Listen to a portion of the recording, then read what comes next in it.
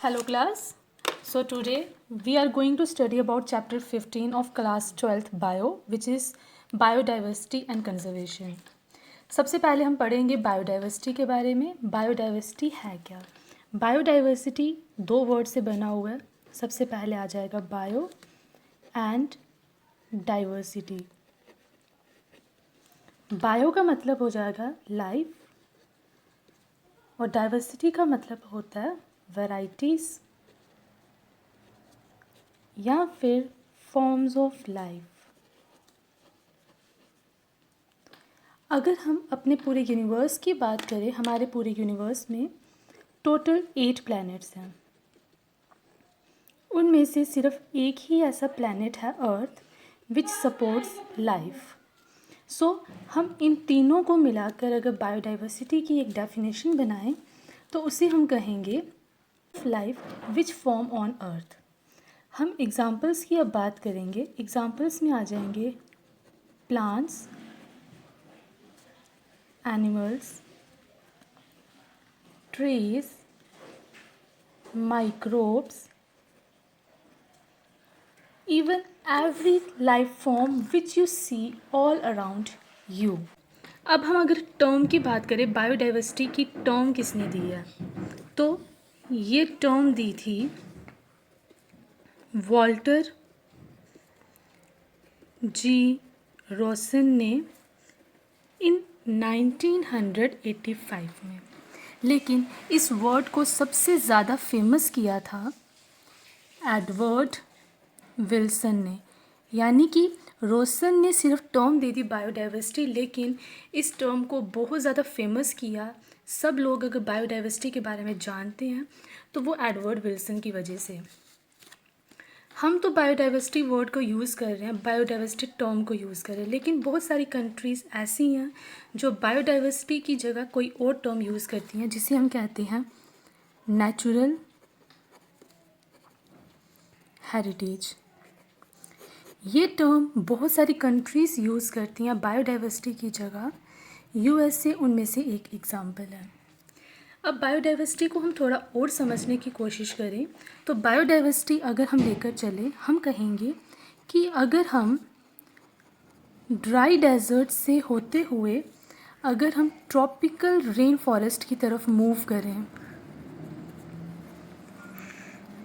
या फिर अगर हम स्नो माउंटेन्स से होते हुए डेप्थ ऑफ द ओशन की तरफ चले जाएं,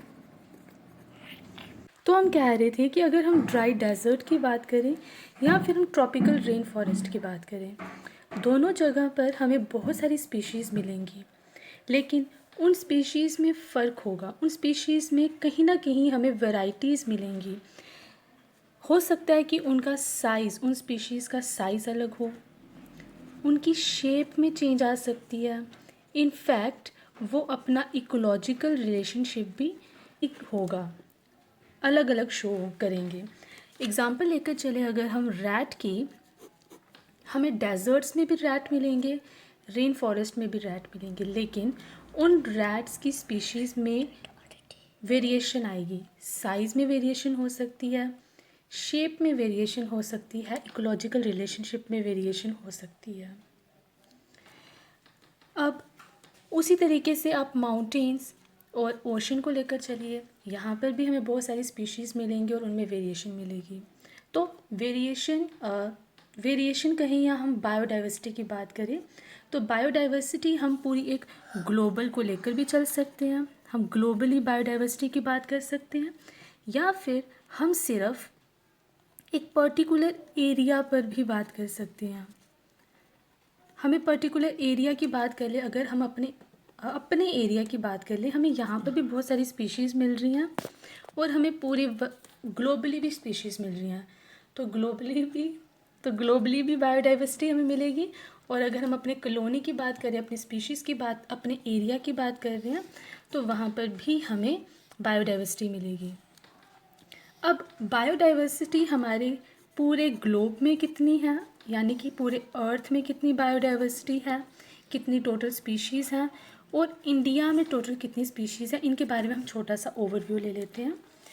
हम पूरे अर्थ की बात करें तो साइंटिस्ट ने बायोडाइवर्सिटी के बारे में स्टडी किया और उन्होंने कहा कि अबाउट 1.7 से 1.8 million species through out the world अभी तक आइडेंटिफाई की गई हैं।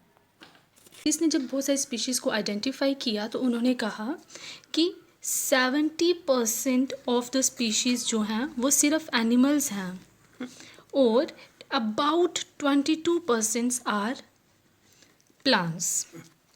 इनको समझने के लिए हम एक एग्जांपल लेकर चलते हैं।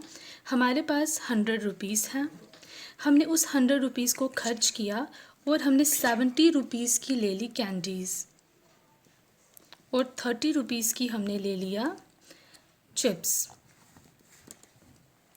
हम सिर्फ अगर कैंडीज़ की बात करें, मैं अगर कहूँ मेरे पास सिर्फ कैंडीज़ हैं, 70 कैंडीज़ हैं, तो वो 70% कैंडीज़ नहीं है, वो अपने आप में ही पूरी 100% है।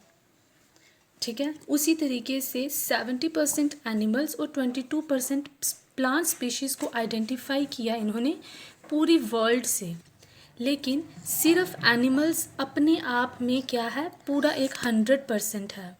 और उन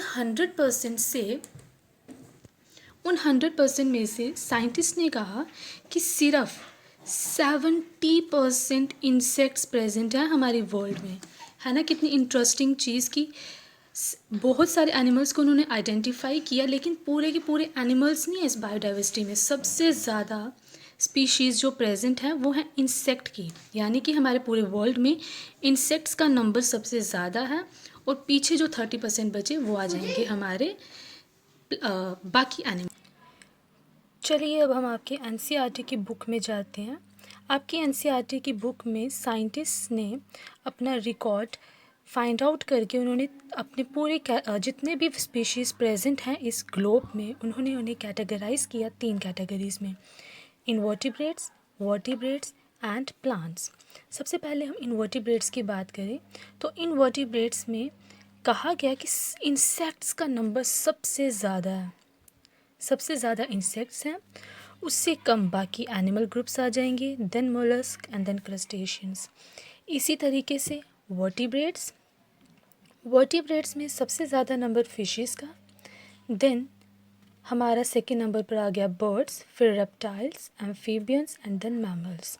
और अगर प्लांट्स देखे जाएं पूरे ग्लोब में तो प्लांट्स में जितने फंजाई हैं, जितने भी फंजाई अवेलेबल हैं प्लांट्स में, उनका नंबर बिल्कुल इक्वल है जितने हमारे पूरे अर्थ में वर्टिब्रेट्स प्रेजेंट है। यानी कि जितने वर्टिब्रेट्स प्रेजेंट हैं उतने ही अमाउंट में फंजाई प्रेजेंट हैं। नेक्स्ट, फंजाई के बाद एंजियोस्पर्म्स, इनका भी नंबर सबसे ज़्यादा डाइवर्स है। हम अपने एरिया में देखें तो कितने सारे फ्लोरिंग प्लांट्स हमें मिलते हैं।